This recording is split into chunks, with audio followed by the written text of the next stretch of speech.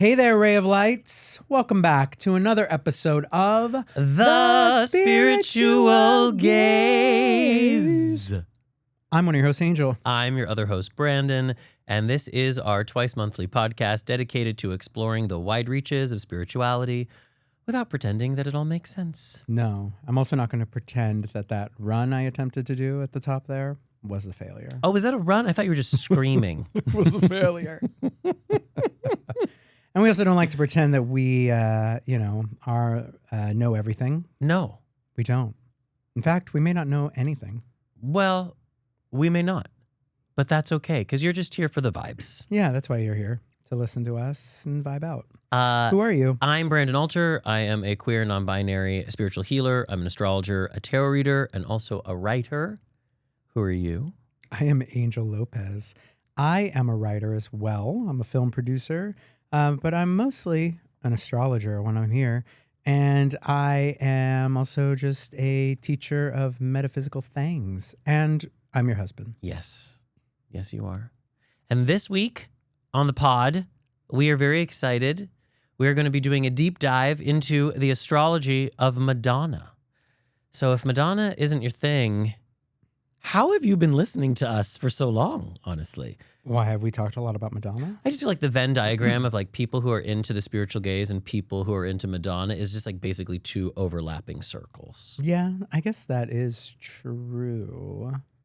It's like Madonna, drag queens, Real Housewives who scream at each other. Although there's a lot of people actually that have no interest in the Housewives, but just love us and love the astrology. That's true. Yeah. Well, we are going to talk about that astrology, and we are going to talk a little bit about drag queens and Real Housewives today. Yeah. So prepare yourself. So this is either going to be your favorite episode or you've probably already started listening to the daily. A lot of people really loved our last episode, and I want to start by issuing you an apology. Wait. First off, people loved the episode? People loved the episode. Oh my God, how did they communicate that to you? Like DMs and comments. Oh my God, okay, well, fierce. But I did hear from a few different people that at the mo is a phrase. Get out. It is, I think, used primarily in pockets of European culture. Really? Yes. Well, I'm very European, like my sensibility. What does that even mean? I honestly don't know. I don't know. I consume a lot of like European content. You do? Well, like I love Absolutely Fabulous. Okay, sure. That's it, really. Doctor Who. Doctor Who. Yes. Maybe the doctor said it at some point. Melanie C. I do love Melanie C. and You do. Louise and Yes. Jessie Ware. You do? I love Maybe Jessie Ware's going to have a song at the Mo. Yeah. A new single. Kielbasa. Oh, yeah, I do like. Isn't do that you mean European? like the food? Yeah, isn't that Yeah, European? I like that. You've been kind of on a kielbasa kick lately. I'm just Yes. letting everyone know. Yeah, well, it's because I started eating pork again in Europe, and now I'm still eating it a little bit. But I think I'm going to stop eating it. Oh, really? Yeah. Are you making a pledge? I'm not making a pledge. I'm just thinking about the fact Are you that I doing should. pork-free second half of July? Yeah, I'm going to do like a pork-free cancer season. Is that what's happening? No. No pork July, mid-July. I think pork is one of those foods that my body enjoys and can metabolize like as a special occasion, but it should not be like a regular protein for This me. is the derivative content everyone shows up So for. you're apologizing because Because I think I kind of poked a little fun that was not. I even, made Aaliyah complicit as well. Like, yeah, I was like- humiliated and I went home and I cried in the bathroom about it. It was pretty sad, everybody. I don't think Brandon has been the same since then, and that's why I want to try and bring you back. Actually, it gave me such a good laugh. I mean, I laughed until I cried. Nobody has a better sense of humor about what an incredibly stupid person I am than I do. So That is true. But it's good to know that at the Mo is a thing people say in certain places. Yeah, so you're really like introducing it to another part of culture. You're welcome, everybody. You're welcome. So I'm going to be using it constantly now. It's exhausting to be an Aquarius and always being ahead of everybody. I can't even imagine. Yeah. All right. Are there any other apologies you want to make publicly? No. Are you sure? No, I feel like you have Don't you have an apology to issue to me? I don't think so. Is there a specific apology you're looking for? I mean, I just thought maybe you'd apologize for like martyring about me dragging you to the Hillary Duff concert and then proceeding to maybe have the time of your life. I don't know if I had the time of my life at the I Hillary. have video proof of you scream singing What Dreams Are Made Of. A song I don't think you even knew in real time when it came out, but you knew it last night. Okay, two things that are true about me is that one, I am a fun chaser, and two, I am a joiner. So if I'm in a space where everybody's doing a thing and I'm going to have more fun by doing the thing, I'm going to participate. That's so. It takes you a minute. Well, I have to let everyone know that I'm choosing to participate. Yes. You know, like everyone has to know that I'm being the bigger person. That's the martyr as well. That's very Aquarius. That's what we're talking about here. Yeah. So I'm sorry. I'm sorry that I was a martyr. And I'm not sorry for that incredible performance I gave at the Hillary Duff concert. No, I mean, perhaps you should be sorry to Hillary Duff for stealing her sorry, spotlight. Hillary Duff, but she shines so bright. It was fine. Nobody even knows what was happening. We were so close stands. to landing her as our next guest on the pod, and now never going to happen because you offended her. I don't think I did.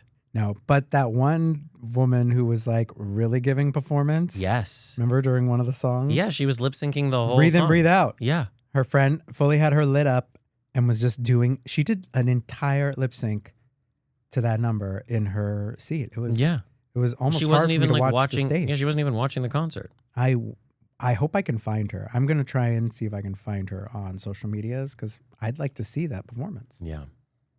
Well, Hillary Duff has really meant something to you of late, and Yes. you were not going to not go to that concert.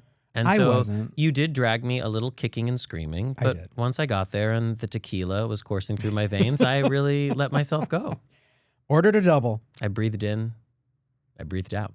You did. It's a great song.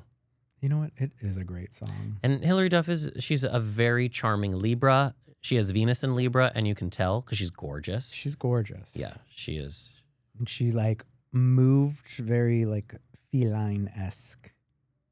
Yeah. Not that that's like Libra, but No. or Venusian, but there was like a very feminine. Yeah, she's not really a dancer. She just kind of no, like. No. Yeah. no. Famously so. Right. Yeah. Like she's known for dancing badly and made a She just kind of made slinks. made a thing of it. She just like slinks around. Yeah. Yeah. Not a Mars and Pisces. Well, I'm sorry if I made you feel like I was being a martyr, even though I was being a martyr. And thank you for taking me to the concert. You are so welcome. Should we check in? I mean, yeah. Is there more to check in on besides that we went to the Hillary Duff concert? Well, I don't know. Please Like, share. do you want to like share something personally? Like, you want to like go a little deeper? Oh, You're just gonna skirt on the surface of things. yeah, I just kind of be like a rock that you've like skipped along today. All right. Kind of like tip. No, I actually. Are you gonna be like Madonna and like not really reveal too much of your inner depths? Sometimes I like to hide in hide the in the shadows. Create a new persona. That's I from do. the new album, Aaliyah. Aaliyah hasn't listened to the album yet, so I want to create some context. Sorry, you were saying? No, I was actually thinking about something that you had said to me in the past that then came up in my therapy. This sounds great. That I was in my therapy session, shout outs therapist, and What up, Ian, who I've never met and I hope to never meet because you'd probably know too much about me and that'd be awkward. or it'd be fun. But I was gonna say that I was like talking about where I was at in my life and blah blah. But I was saying how like I am very vague. I'm also having like a crazy deja vu. Like have I had this conversation before? Not in that here? I'm aware of. I'm having such deja vu. Well, that's so- good. That's a good thing. We should do a whole episode on deja vus. Yeah. Did we just time jump everyone? Is everyone else feeling the time jump that just happened? The more you talk about this, the more I feel like I've just like eaten mushrooms. Is so it you gotta 20? stop. It's 2037, right? We're in 2037. Angel, what were you talking about with your therapist? Get back on track.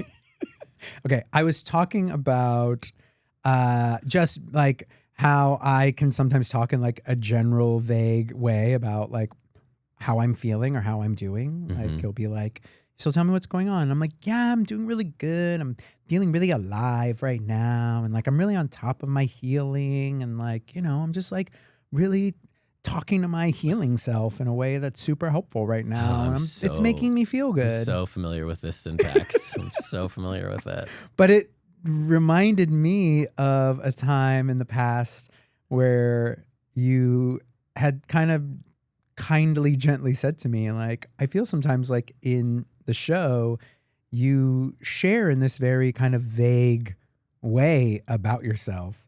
And then whereas you feel like you're like, oh, I'm pretty direct, or, you know, you'll share something specific. Yeah, I'm slicing myself open over here. You are. Well, we'll see about that in your check-in. Okay, all right. But I was just thought that was very funny, that was something that like was reflected to me in therapy and then reflected back to me, or it was something that had been reflected to me by you.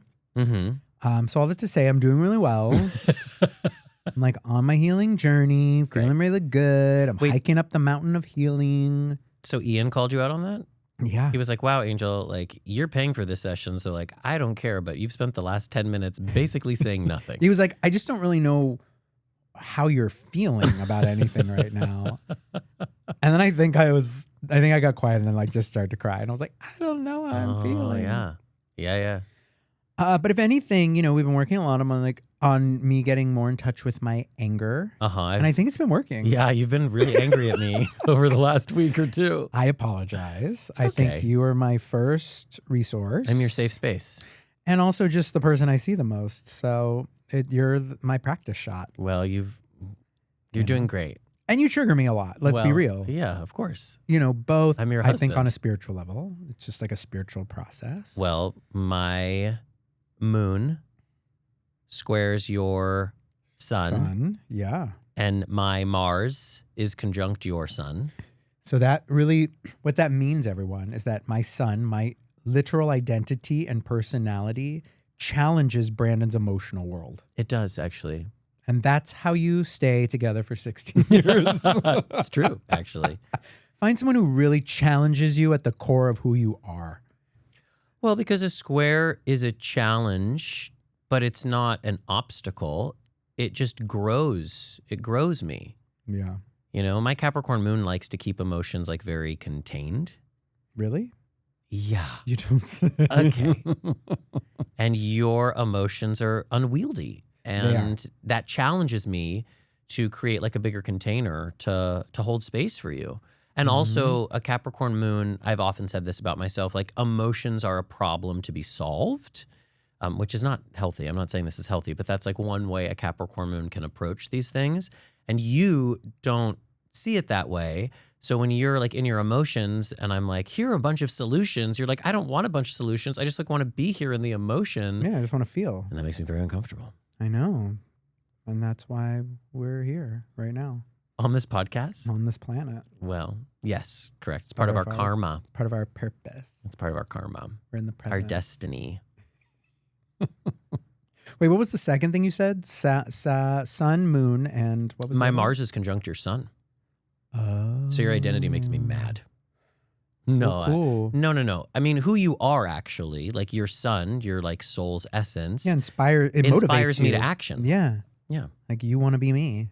That's not what that means. Like you're obsessed with me. I want to skin you and wear you like last year's Versace. That's disgusting. Oh, I'm sorry. That's a gross image. I mean, I'm leaving. I just compared you to Versace. Even more offensive. No. I'm just kidding. I'm just kidding, Versace. The new Versace is amazing. Send us stuff. Oh my God. I'll wear it. They have a new creative director and it is a slay. I've heard that about it. No, it's really good. No, I think there is something, to like the motivation. And I think similarly, like your ability to like move in the world and get things done ignites my identity, my personality. You know, it's like, oh, I want to be that. I want to move like that. So it's a good combo. Well, there you go. So that's my check-in. I don't know if I shared anything. You didn't. You skated on the surface the whole time. But did it. You got through another one. Check. How are you doing? I'm having a really hard time. Oh no. I'm actually really cancer season.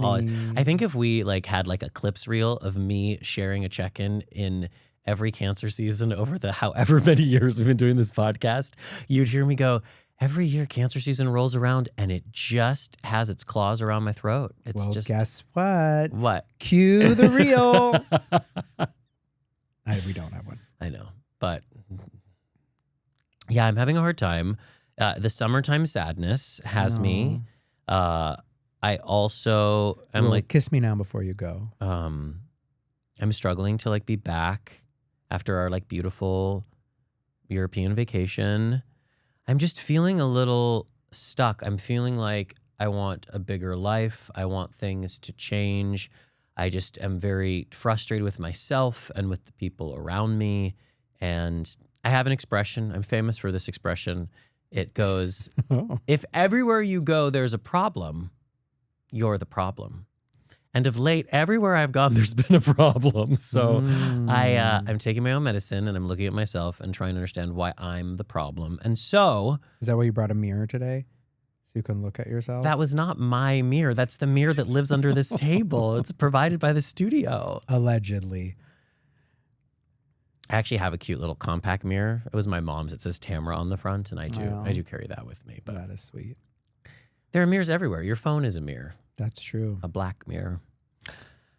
Hey, Evan, what was I saying? I was actually trying to share something. No, and you are, and it's beautiful.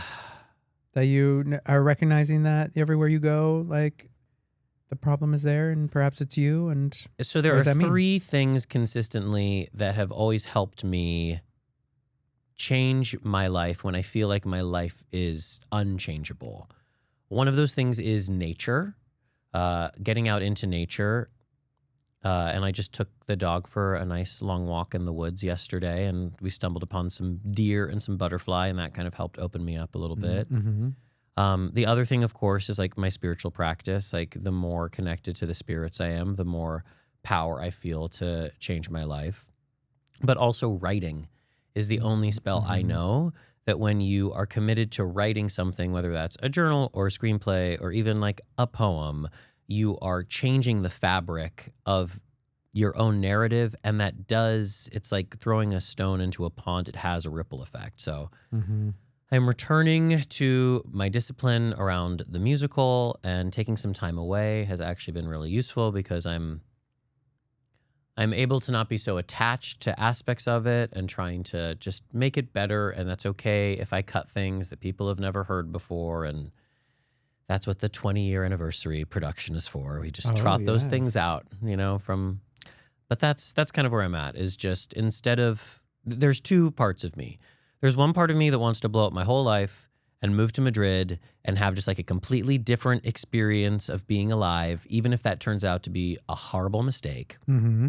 And there's another part of me, potentially a wiser part of me, that knows wherever you go, there you are. And the things I'm avoiding doing, the hard things I'm avoiding facing, will be there no matter where I go. Those chickens always come home to roost. And so I might as well save myself the skip step and just face what needs to be faced. And so that's kind of what I'm doing. But I'm not having fun. Like life does not feel very fun right now. And I am a fun chaser. Something you may not know about me is I'm a fun chaser. But sometimes if you're chasing fun, then you're avoiding the being with yourself and facing the thing. Yeah, and like having fun is really only fun if it's a reprieve from like the depths, right? Like we need polarity sometimes. You need pain to color the pleasure. Right. So that's my check-in. That's where I'm at. Well, I think that's a good place to be. Honestly. Well, that's where I am. So, and both of those ideas for life can be true, right? Right. Yeah, you for sit sure. with yourself and have those moments. Then the other actual tangible idea of moving to another country or having that type of experience can also occur, but in a more meaningful, intentional way. Yeah, for sure. I got to get out of here. Yeah, because at the end of the day, it's all just the same thing if you're only focusing on the externals. Like it's just another restaurant, another drinks with friends, another outfit, another conversation about a person whose life is blowing up. It's another bag. It's like you start to get like, is that all there is? Is that all there is? If that's all there is, my love, then let's keep dancing. But it's like, well, if you're not turning inwards, if you're not continuing to like inquire and imagine and like grow your interiority, then wherever you go, you're going to just be coming up against the same frustration. Right. So I think perhaps I have been a little superficial for a little too long, and I am realizing how that's mirrored in the world around me, and I'm frustrated with both myself and the world around me. And that's the tea. Suddenly we're on that podcast. It was an overshare. Okay. It was an overshare. I felt exposed, so I had to click back into drag talk. I was about to cue the music. Need a musical guest now. No, I appreciate it. Bring in Hillary Duff. Ladies and gentlemen, Hillary Duff. Hillary Duff. No, we don't have her. No, we don't have her. We don't have anybody. No, We have each other. we have each other. And We ran into a fan or a gazer. I don't know. I don't really want to say fan. we ran into a fan. we ran into a gazer at the concert. That was We fun. did. That was fun to have someone be like, I know you too. That's all you've ever wanted, Angel, was to be recognized from the podcast. And you finally got it. I've only been doing this podcast for 47, 47 years. And I was like, someday someone in the world's going to be like, hey. Meanwhile, Brandon would get that like all the time. Brandon would be like, oh, I went to a restaurant. And some girl was like, I got your table. You're one of the spiritual gays. I'd be like, what? That happened for you? Yeah. In line at Sephora. Yeah. Where else did it happen? I'm just like standing out in the world holding a sign like, hi. with an arrow. It says like I'm a spiritual gaze right here. gay. And people are like, get out of my way. No one says get out of here. Get out of my way. No one's been that rude to me. But speaking of the tea, Yes. should we head into this episode's dose of reality? Not that we haven't just been dosing people with our reality already. They love it. This is reality. I don't really. What's the difference? I don't You don't even know. I'm exhausted. Are you okay? Do you want to talk about Drag Race? I mean, I think we're actually not watching a lot of reality television. We've been catching up with these Rhode days. Island. We've been We catching up have with the Real been. Housewives of Rhode Island. Yeah, everyone has really been encouraging us to tap into that. 2 episodes away from the season finale. I think I started to just really struggle with the like construct of the Real Housewives. Like it was all like the same thing no matter where they were. And Yep. so I've just been kind of losing interest. I know. I feel the same way. But yeah, we've been watching Rhode Island, which has been fun. We're not. I think the show is done. The first season. We're not. We have like I think 4 more episodes. We have 2 more episodes and then the reunion, which is 2 episodes. Yeah. Obviously, Alicia Cracker is the breakout star. Yeah, she just she loves is. the cracker. Everywhere she goes, she just loves to eat those crackers. Yeah. I guess the most relevant tea is that Joellen, who is one of the Real Housewives, just like got outed for like homophobic, like liking homophobic and transphobic tweets. It's like, people, have we not learned our lessons? Regardless of whether you are on a reality show or not, if you care what people think about your reputation, don't like some racist, homophobic, transphobic tweet or post. Oh, that's so funny. I had the opposite takeaway. What? The takeaway was like, you Post don't it think yourselves? you don't think these women are transphobic and homophobic? Are you watching the show? Like, why are you so surprised? Well, not all of them are. I mean, The Countess Luann de Lesseps is not homophobic. no, because that is her entire They pay her fan bills. base. But She's probably never met a trans person in her life, but no, but you know. yeah, I don't condone it, obviously, but I'm not surprised by it. I mean, these women seem pretty insular. They seem like they're racist and homophobic and transphobic, and we actually should probably not be watching them anymore. Well, that's probably why I'm tuning out. Well, I'm like, I don't need these people in my life. But at the end of the day, too, it's like, I don't know. It's hard to like even know. I feel like we're in like a part of time now where, you know, even anything you watch could eventually, be involving. Like the star of your favorite show could suddenly like show up at like, some deeply Republican rally. or what have you. where Yeah. they're And we're eating like, babies. oh, okay. And now I guess I hate this show. Like, it just is like so. Okay, well, you've just opened up a Pandora's box. You just opened up a Pandora's box. I just had a stroke. I'm so sorry, everybody. You had to be here for that. It's the about Sydney separating art from the artist. It's kind of like the Sydney Sweeney effect, right? Yeah. Because we all know that, she was She's basura. Yeah, to, she's garbage. Yeah, like MAGAs, MAGA Now people. we'll never watch another thing she's in. But everyone loves Euphoria and watched Euphoria. And I'm like, are you able to just like dismiss yourself from that? Doesn't matter. Does it show up in your viewing? It's like Harry Potter. Maybe it doesn't. J.K. Rowling is a goblin, and what she created, the world she created, is super nourishing. Right. But at the same time, like we were encouraging people to go see the play on Broadway. Because we believe in supporting theater, even though we don't want to line her pockets. It's complicated. There's no right answers here. I think the right answer is don't consume any creativity. Right. Just make your own and watch it. Oh. No, that's a terrible idea. Okay. Just put on plays for yourself. Yeah, exactly. Like we probably both did when we were children. Yes. Let's talk about Drag Race. Yeah.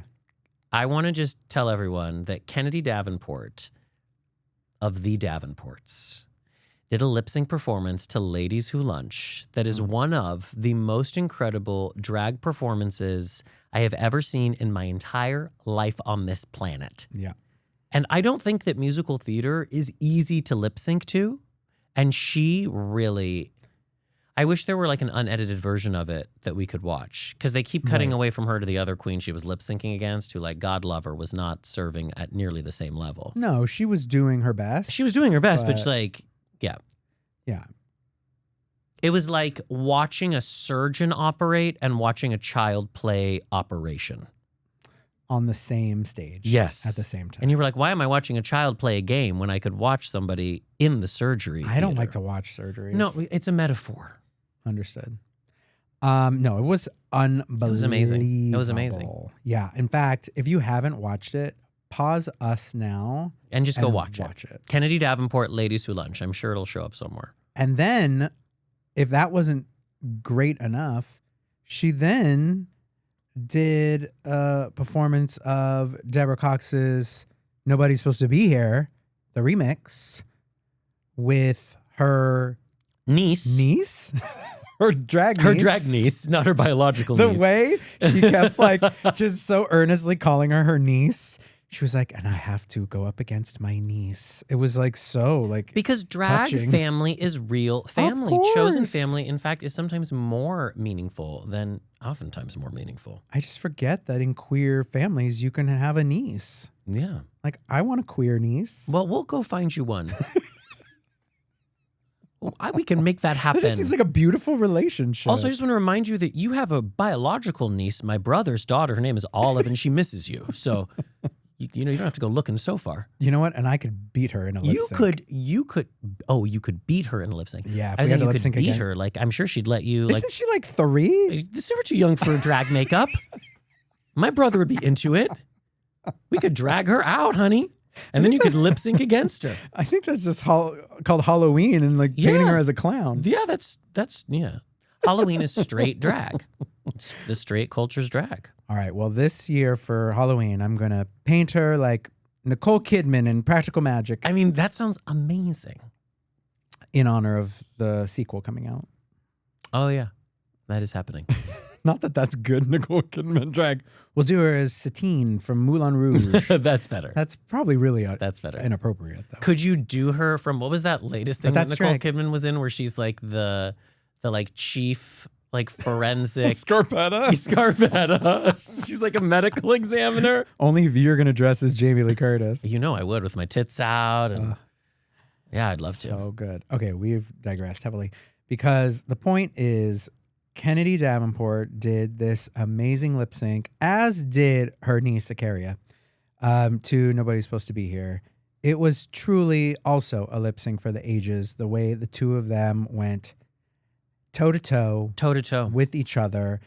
Should have been Camel a double. toe to camel toe. No. Okay. Should sorry. have been a. Those tucks were tight. Should have been. No, they were not tight. I don't know. They were wearing gowns. They were wearing gowns. Should have been a double save.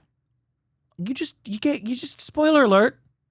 Honey, it's been like 2 weeks since the show. Oh. If you haven't seen it yet, you're not watching. That's true. And I don't know if you should watch because honestly, I found this season to be a bit of a snooze. It's almost over. Yeah, you don't need to watch the whole season. You just need to watch the lip syncs at this point if you're not watching it. Just watch, You're not just gonna watch go the back and watch Davenports. 8 weeks of Honestly, show. this season should just be called The Davenports.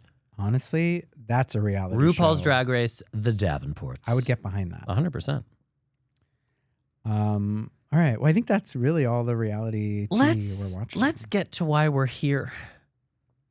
And that's Queen Madge Yeah. in this episode's Deep Dive. Thanks for coming. So it's no surprise that we are homosexuals. And it's no surprise that homosexuals are very connected on a soul level, I don't know why, to Madonna. And Madonna had a new album that came out. It's a sequel called Confessions 2. Aaliyah hasn't listened to it yet, but it's okay. And Angel and I have kind of lost our mind over this album. It's been a Madonnaissance, if you will. Ooh, yes. And I just felt like it could be of value, especially because in one of the lyrics of one of the songs, she actually references astrology. She mentions She does. Moon in Virgo, Venus in Taurus. And I thought, let's do an episode that really kind of pulls out the thread of astrology in Madonna's life and uses Madonna as a teacher, which she has always been for us, Yes. about astrology.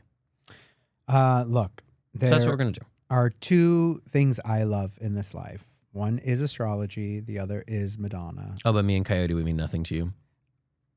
You're in the strongly like category. Okay, cool. I'll let him know. Like a strong like. What about Bad Bunny? I thought you loved Bad Bunny. Oh, you're right. I love. So there are three things in this world that you love: astrology, Madonna, and Benito. No, and you and Coyote. Okay, thank you. And guacamole. That's like a chips and guac. Yeah, you do love that. Fucking love it. But yeah, the astrology of Madonna is interesting because there is like a sort of controversy that exists at the top of it because Madonna was born on August 16th, 1958 in Bay City, Michigan. But according to the internet, for a long time, she was born at, I believe it was like 7:05 a.m., which made her a Virgo rising. So a Leo double Virgo. Leo sun, Virgo moon, Virgo rising. Yeah. But then in the 90s, when she was promoting Ray of Light, she did a couple interviews where she referenced being an Aquarius rising. There is no real legitimate proof of any of it. Like, no one knows. I heard like a very wackadoo story about like an astrologer who claims that they like wanted her birth time, but the hospitals weren't recording it at that time. So they tracked down her father's phone number and called her father and then had her father call the hospital. Okay. And that, because I was going to say, the father doesn't know the birth time. No, but he got the time from the hospital and gave it to this astrologer. And that's how the time has shown up. For the Virgo rising chart? Yes, for the Virgo rising chart. All right. But no one has evidence of that. There isn't like an actual record. And also, if that happened, you would think Madonna's father would have been like, some guy called me and asked for your birth time and now you're a Virgo rising or whatever. You know, like she would maybe remember that story had happened, but so for the sake of this episode and this conversation, there's no conclusive birth chart, but we're gonna discuss the difference between a Virgo rising and an Aquarius rising and how both could potentially serve her, and also some different placements in the chart depending on the rising that we choose. Yeah, as well as I think like talking somewhat about her Saturn returns, which I think is very interesting, and then also her Chiron return, given that we talked all about Chiron. Feels like that's a good tie-in. Yeah. But yeah, I think the Aquarius rising does make sense, and it does feel like maybe she could have gone to an astrologer who just based off of her was like, well, we don't know your time, but you're an Aquarius rising. Because she's always reinventing herself. Always reinventing, known as a revolutionary, a rebel heart. a rebel heart, if you will. Yeah, really like standing up for people. Yes. And Aquarius risings can also present, I think, similarly to Virgo risings, as maybe like a little closed off, like a little maybe emotionally cold at first. Yeah, there's neither a of them. distance. Yeah, neither of them are like just giving full sensitivity off the bat. Yeah. I also was thinking, her Saturn's in Sagittarius, right? Yeah. And Sagittarius has a sharp tongue. Like, don't ask a Sagittarius the truth if you aren't ready for the truth. Right. So her Aquarius rising is ruled by that Saturn in Sagittarius, which is why sometimes she can be like very caustic in her delivery, right? And that can be for sure. Can seem almost like combative. I said to you earlier today, we were watching an interview of her from the Ray of Light era, and I said, why does it always feel like every interview she's in, there's like a war going on? Like it always feels like a battle. And I don't blame Madonna for that necessarily. I feel like throughout her career, people are always trying to take her down or like poke holes in her. And so she's always kind of like on the defensive, Right. which could also be Virgo rising. Well, yes. Which is a carefully crafted exterior that resists being punctured to some extent. Yeah, especially if something I think that's very important to consider that we do know for sure is that she has a Mercury in Virgo conjunct Pluto. Ooh. So that already with a Mercury-Pluto conjunction is going to give you that sort of combative verbal energy that you're talking about. Yeah, that does make a lot of sense. And it's in the first, I mean, if you put it in the first house then, right? That Mercury-Pluto conjunction. No, that would be in the 12th. Oh, interesting. Yeah, it's early, so it goes behind. Because I think about Madonna too as someone who is not afraid to talk about the deeper things. Like she's kind of one of the first pop stars to talk about like spirituality and like the themes. Obviously, like there's like the religious theme that she like, like being, I mean, calling herself Madonna and like the whole Catholic thing, but then also like using that to kind of skewer it or reveal like her struggles with it. Like she isn't afraid of like confrontation, and that feels very like Mercury Pluto. She's not afraid of like words of destruction. No. Well, and she was named Madonna. She didn't call herself Madonna. She was named Madonna? Yeah, after her mother. Her mother? I'm learning new things right now. Madonna was named, it wasn't like her middle name. No, it was her birth name. Her birth name is Madonna? Yeah. And her mother's name was Madonna? Yeah. That's some crazy shit. I know. Okay. Well. So already, it's I'm gooped and gagged. Yeah, that gives you like that level. It's like of RuPaul's intensity. mother, like naming her RuPaul because she like wanted her child to be a star. And she was like, I'm going to name her RuPaul. Yeah. It's like my parents naming me Angel because they wanted me to be nice. Well, they failed. JK. JK. What does Brandon mean again? I don't know. I thought we learned it recently. Isn't like I thought it was like a mossy covered hill. For real. It's like an Irish name.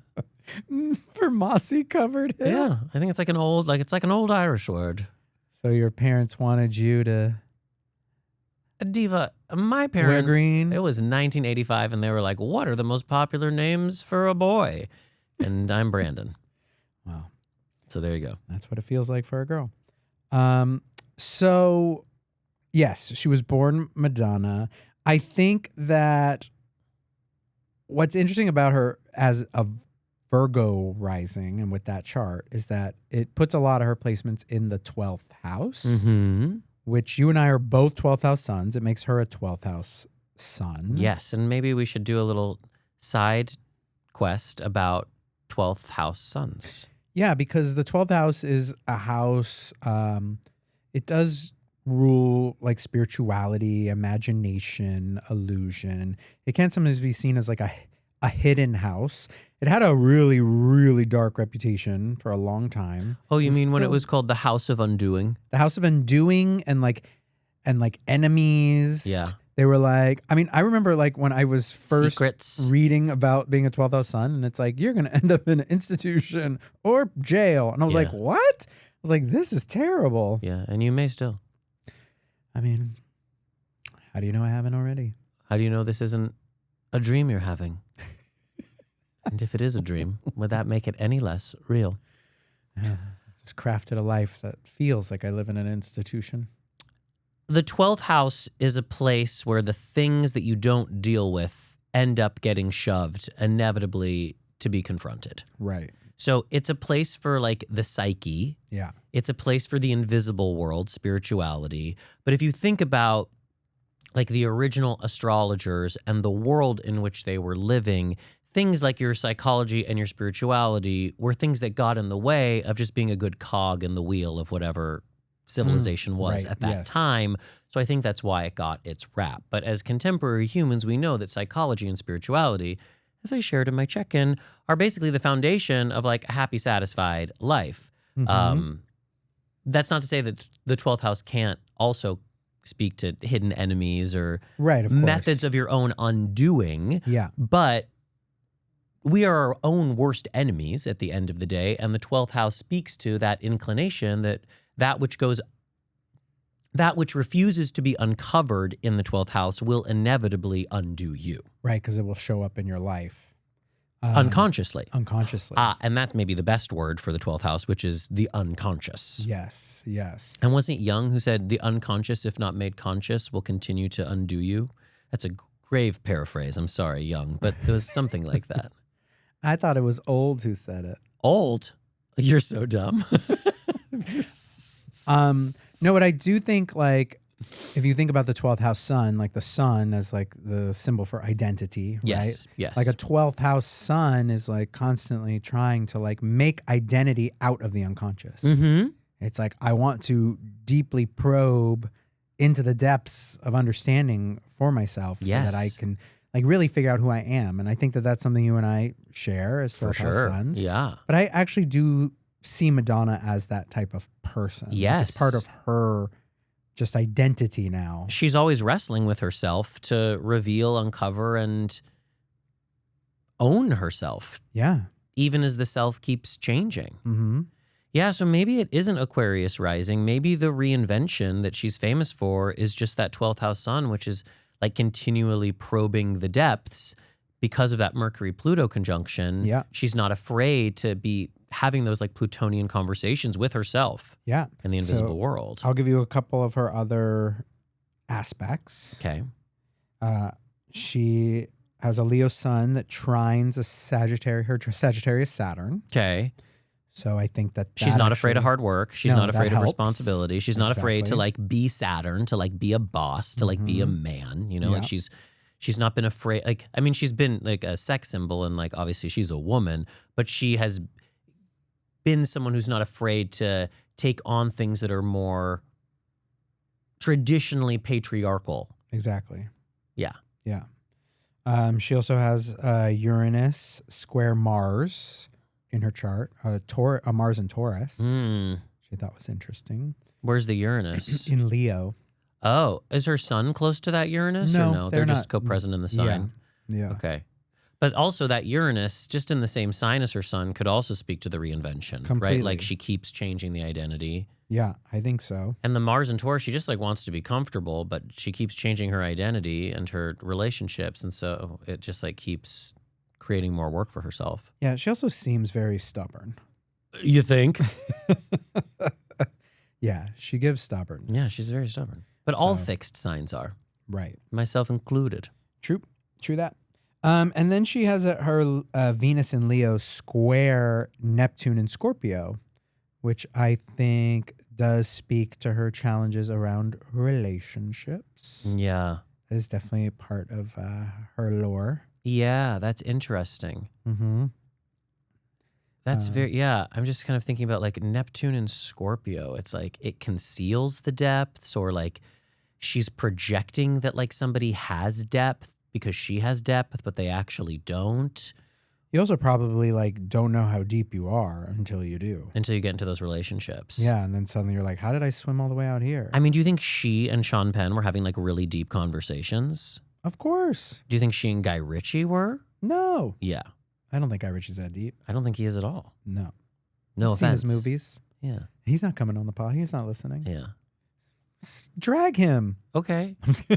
Well, he seems pretty shallow and basic. Like all good Madonna fans, we don't like Guy Ritchie. We don't like Guy Ritchie It was in a this terrible household. era.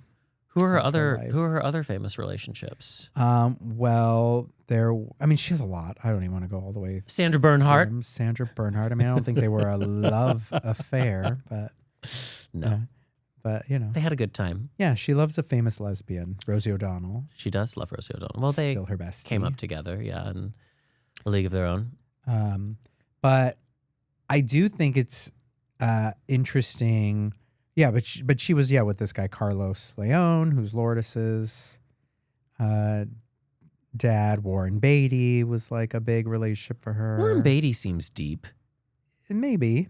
He's been with Annette Bening for a long time. She seems deep. That's she true. seems like she would demand a man with depth. Sure. I mean, she's been with a lot of people, Madonna. Yeah, well, She was with Tupac.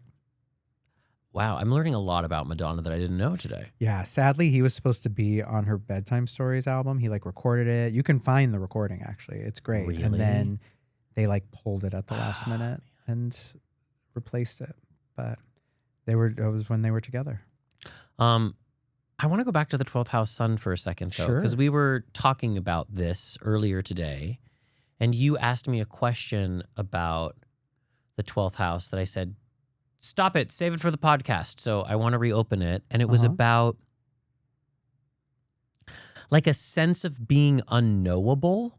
Like, do 12th house suns, because they have such a like vast, because their identity is in this kind of like vast unconscious realm, they have like a big inner life and like a big imagination. Sometimes we talk about how like two 12th house suns in the same house, we like orbit each other, but like we Right. can like happily kind of like coexist and never have exchanged a word for like several hours, you know? That can happen, yes. But this sense of like being unknowable, because Madonna does pride herself on kind of, yeah, like seeming like you're never gonna, you can't handle my depths, you know? Right.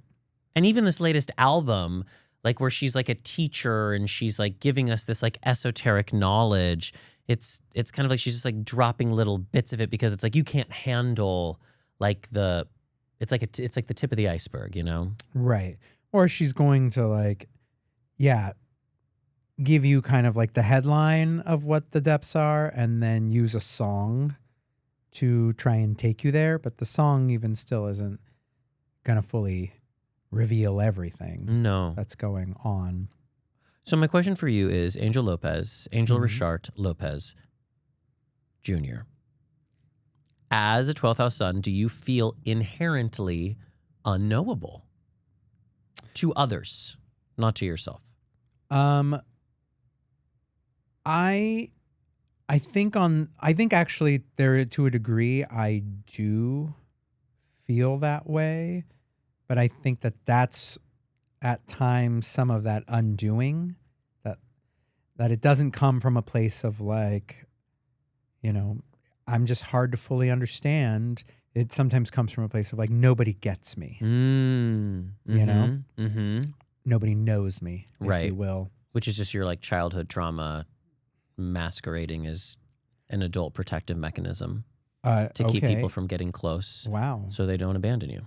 The reading room is open. No, this is of course. this is a loving, No, it's true. because I do kind of know you. Yeah. So that's But no, I think that there is some of that at play. yeah. That it is this sense of like, ugh, nobody gets me. No one really understands me. So there is something to the idea of like being in a room full of people and just feeling alone, Mm-hmm. which is something that Madonna actually like has. I mean, there's a line in her Drown World song that says that. It's like, that's something I think that she talks about, which I think when we'll talk about her Saturn returns, which I want to get to, because I think Saturn and Sag kind of speaks to that.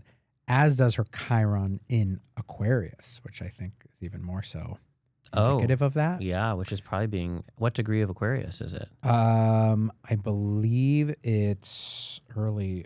No, it's not early on. Okay. But I have it. I'm just curious if like Pluto is making any aspects, because this album feels very Plutonian in its own way. Oh, completely. Yeah.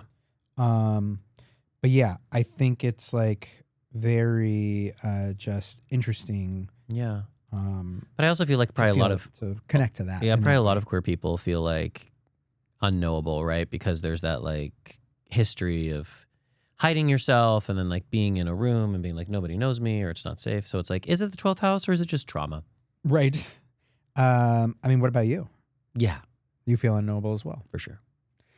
And look, we could ask this of a lot of people. I kind of want to. I kind of want to go on the Insta and be like, do you feel unknowable like genuinely? And how many people feel that way? Right. It could be everybody. Aaliyah, do you feel unknowable? Okay. You don't have to answer on the spot. You'll get back to us. It's on not the like a next question episode people of have the thought about before, probably. You know what? I was just thinking about this the other day. Do I feel inherently unknowable? Yeah. Well, it's a question for all of you to ponder. Yeah. Do you feel unknowable? Or are you like, God, everyone just knows me too well? Yeah. I mean, I also feel that, though. I also feel that. Oh, see, but then I also feel like people know me so well that they conflate who I've been with who I actually am, and they don't know me anymore. Exactly. Any event, let's talk about Madonna's Saturn return. So, Madonna's Saturn, her Saturn return actually started in 1986. Picture it, 1986, the island of Manhattan. December of the Lower 86. East Side. To be exact. Is kind of when it started. Okay. But I noticed it like actually really perfected in February of 87. Okay. Right around my second birthday. Right around your second birthday, yes. Which I thought just like a funny little fact to that was when her song La Isla Bonita got released, which actually if you look on like her Spotify, it's her second biggest song of like her career, her entire career. La Isla Bonita? La Isla Bonita. And it's actually the only song she's ever performed live at every single tour. Like she's obsessed with that song ever since it came out. Wow. I think it just is like a song that probably translates across cultures, you know? She also loves Puerto Rican men. She loves Puerto Rican men. Which I understand. Aww. Since I love a Puerto Rican man. Yes, you do. Last night, I too dreamed of San Pedro. San Pedro is not in Puerto Rico. Oh, where is that? Honey, San Pedro is like near Long Beach. Oh. Yeah, I don't think there was an actual island of San Pedro. I think they just like, Wow. I think she was literally. Again, I didn't know her birth name was Madonna. I didn't know she had a relationship with Tupac. Yeah. And I thought San Pedro was a part of. No, I think I think her songwriting partner was probably driving on, what was that, the 710? Yeah. It was like, oh, San Pedro. Let's not just San Pedro. 3 syllables. That works. Yeah, that sounds good. It's better than San Diego. San Diego. The Gaslight District took me all the way. No, I think. I feel so ignorant. It's all good. But I do think that is just like interesting, right? That this was like her True Blue era, which actually was her greatest selling album of all time still to this day. Okay. So she was really kind of at the height of her like initial stardom. Okay. And that Saturn return, because, it goes back and forth, it hovered all the way through 1987, which is when she was like on her Who's That Girl World Tour, which obviously came around sort of like a flop movie, the Who's That Girl movie, which she, really wants to be a movie star. But it was this massive, like stadium size tour for her, where she was performing to like tens of thousands of people. Wow. All around the world. So the movie was a flop, but she like turned that into like a huge touring success. Yeah, it took her all around the world, Saturn and Sagittarius. Oh my gosh, It took her on this great exploration of the world. So in some ways it was like, the work for herself was like to just like connect to a bunch of people. Like just Yeah. like, connect to different cultures. And so in a way, La Isla Bonita makes sense, right? It's like her Saturn return song. And then if you cut to her A song about an imaginary island. totally.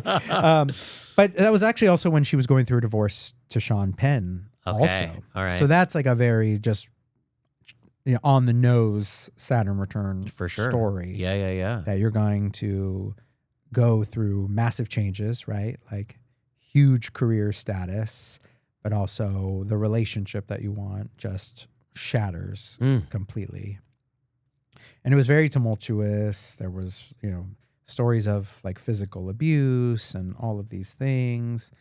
At the heart of it, he was like, I think like arrested at one point during their relationship. Like it was like a very crazy time for her, but it did ultimately, have to like teach her about like responsibility, structure, like adulting, right? Well, and if you think about like Saturn in Sagittarius can sometimes feel like you're never smart enough or like you're always trying to like prove that you know enough.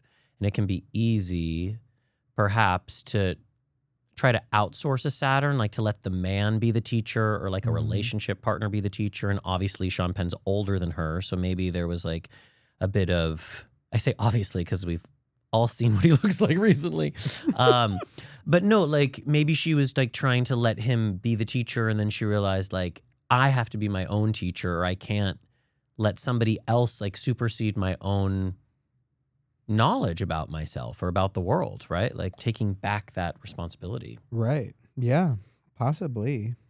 I think, it's just like an interesting connection to like the loss of what is still to her considered like the greatest love of her life, like romantic love. Yeah. Because then if we jump to her second Saturn return. I was going to ask, what was her second Saturn which return? was 2016. Okay. We are again on a world tour, the Rebel Heart World Tour. Oh my gosh. Taking her everywhere. Okay. But interestingly, it perfected. It hit twice in March, April of 2016, and then in December of 2016. And in March, April, she actually was ending like the proper world tour in Australia. And she did a sort of weird offshoot show called Tears of a Clown. Oh, I remember that. It happened once where she dressed herself up like a clown and like came out and told like stories about her life. She drank on stage. She was like drinking like a cosmopolitan, like getting drunk, like playing like her songs that she never sings that are all like super intimate songs. But it was a very like telling,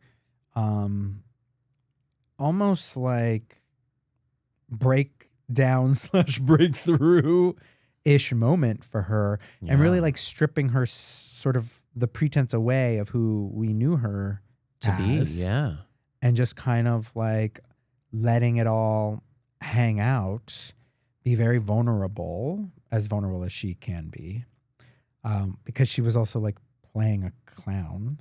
But I watched some of it just in prep for this to remember the show, and she sort of starts off by like talking about like, well, what is a clown? They're like someone who like puts a mask on to hide like what's really going on beneath. And I thought that was very interesting that she sort of presents herself as that this sort of, I'm letting you know I'm like a person who's like putting on a show for you. I'm out here in the world. She was doing this in Melbourne, like farther probably from her home than anywhere. Yeah. And revealing all of this. And simultaneously, this was going on while she was having a big, like still trying to finish her divorce battle for like that she'd been going through for like 8 years. And her son Rocco was not talking to her at all. So she has this whole moment during the show where she's just like doing sort of like a plea to him to like reconnect with her. And that's the only time she really cries during the show. Wow. is like when she talks about like missing her son, Rocco, who hadn't talked to her for like a couple years at that point, or maybe just a year. But such an interesting correlation to the Sean Penn of it all. Right. Like this sort of these two great loves being also a part of her Saturn return story. Yeah. So that was kind of the overlay. This is very interesting. There is a lot there, but I'm kind of just like marinating in it because the second Saturn return is usually like the other side of the coin from the first one. Right. In her first Saturn return, even though it was tumultuous and there was that breakup, she was having this like huge success. And it's not that, you know, her world tour of Rebel Heart wasn't a huge success, but then she decided to like do the inverse and like do this like small, sort of like strange off-center thing. Yeah. And I did find interesting that, you know, the Saturn return, you know, it had 2 hits, one in March, which is when she did it in Melbourne. And then she had another hit in December, and she actually did the show a second time in Miami. Oh. During Art Basel. Oh. Yeah. And like in December, literally like around the exact same time of her Saturn's second. The Tears of a hit. Clown. Yeah. What sign rules clowns, do you think? I have no idea. I feel like it's either Aquarius, Sagittarius, or Gemini. Right. But maybe Leo. Yeah, it could be for hard. sure. Yeah, it's hard. Aquarius. Wait, what were you going to say? I mean, we have to wrap this up. And instead of pulling a tarot card, we're going to do a little bibliomancy from the Book of Madonna here.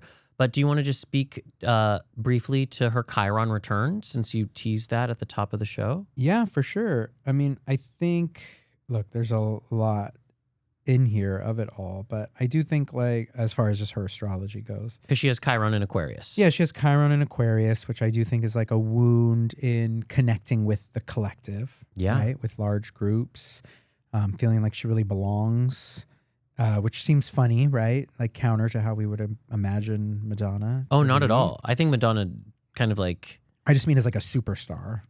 Right, which is why she doesn't belong, because she's like on another level. Oh, totally. Yes, right? yes. Like she can't just like go to the grocery store and like blend in with like the herd of hurrying humanity. Like Fair. she's Madonna. Yes. But her Chiron return happened in 2008. And 2 things happened in 2000. Well, 3 things happened in 2008. Her brother's book came out. Oh, that scandalous book, which I read, you guys, and it's a scandalo. Yeah. And it kind of basically like paints a really shitty picture of her and like reveals a lot about their childhood. Chiron. Yeah. She had her divorce from Guy Ritchie, which obviously there were children involved there too. I'm sure that was like a big kind of like triggering thing for her. Yeah. A mother. But then she had a massive tour, the Sticky and Sweet tour, that was sort of around an album that like Hard Candy that no one really cared about entirely, but it was hard to get into. But the tour was one of her most successful tours ever. Oh. And it was massive. It was on the scale of like the Who's That Girl tour. It was like stadiums. Is that when she injured herself though? I don't know if that's when she injured herself. Okay. Because a Chiron return could be just like an injury, Right. potentially. I mean, yeah. But yeah, so I think that Chiron return for her was like very much around like having to maybe take back some of those childhood wounds for herself. But it sounds like it was, I don't know how healing it was for her. Though I do feel like the creative work that, you know, she did ultimately get out of those splits kind of reflects in the album that's out now. For sure. Because she really does kind of like mend a lot of the pains that were awakened around that time. Yeah, listen, I don't know Madonna, but I will say my experience of her in the collective is that she seems a lot more like cohered right now. Like there's less loose ends and she kind of knows how to own herself in a way that feels like less combative and more playful.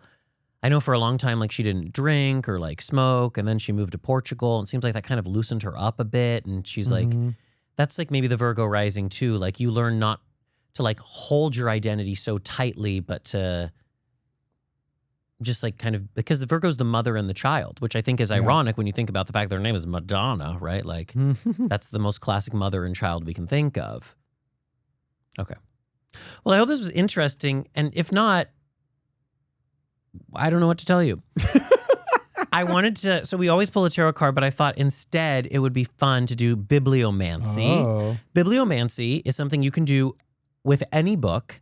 And usually you would like have a question, but in this case, the question is just like, what do we all need to know for, the next 2 weeks until we meet again? And you just like randomly open to a page. I usually like to do it with the left hand because that's the intuitive receiving side. And then if it's a, big book, then you kind of just like put your finger somewhere and you just like read a couple sentences. And then you think about how those sentences might poetically or symbolically be the answer to your question. So But I actually think because that book is actually like all about like her different songs. Yes. So the language in it might not be that interesting bibliomancy wise, but it might be pointing us to a song that we need to listen to. Everyone needs to listen that to. might give us some guidance. Yeah. Yeah. But I'm also going to read. This is a book that basically, the complete guide to the music of Madonna. So it's just some gay talking about his thoughts about Madonna songs. Yeah. But okay, here we go. So over and over. Oh. A song that lives down to its title. The production is sparse. You get a few echoes on the voice. There's a silk-coursed guitar from Rogers, and the thin sound has dated badly. Not something you'd want to play over and over. Well, he's shady, this queen. I like over and over. So I don't know, maybe the bibliomancy is saying like, pay attention to the things in your life that you keep doing over and over. And the more aware of these patterns you become, the better you have the power to change them. Yeah. And if I may just read some lyrics from Over and Over. Would you please? It doesn't matter who you are. Okay. It's what you do that takes you far. Oh my gosh. And if at first you don't succeed, here's some advice you should heed. You get up again. Over and over. I have the chills. I have the fucking chills. Thank you all so much for showing up for our mental illness. We appreciate it. If you want to find out any more about us, you can go to thespiritualgaze.com. And you can always email us at thespiritualgaze@gmail.com. Yeah. But this has been fun at the Mo. And until next time, this has been your transit through the spiritual gaze.